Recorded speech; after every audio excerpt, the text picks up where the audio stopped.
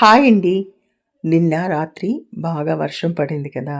అప్పటికప్పుడు ఏదైనా బజ్జీ చేయమని మా వారు అడిగితే, నేను ఈ విధంగా వామాకులు, బచ్చల కూర, పచ్చిమిర్చి, కొత్తిమీర వేసి బజ్జీలు చేశాను.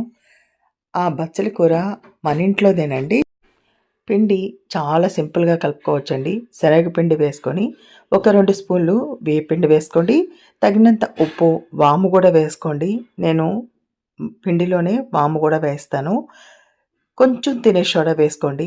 బాగా కలుపుకోండి. కాస్త గట్టిగానే ఉండాలి. అప్పుడే బజ్జీకి కాస్త పిండి పట్టుకుంటుంది. ముందుగా పచ్చిమిర్చి బజ్జీలు వేశానండి. తర్వాత మాం బజ్జీలు. అది బచ్చల కూర ఆకు వేయొచ్చు, కానీ చిన్న చిన్నవి వస్తాయని కాడ మొత్తం వెట్టి వేసాను. చూసారా ఎంత బాగుందో! ఇది కొత్తిమీర బజ్జీ అండి. ఏ బజ్జీకి ఆ బజ్జీ అద్భుతంగా ఉందండి. ఒకసారి మీరు కూడా ట్రై చేసి చూడండి.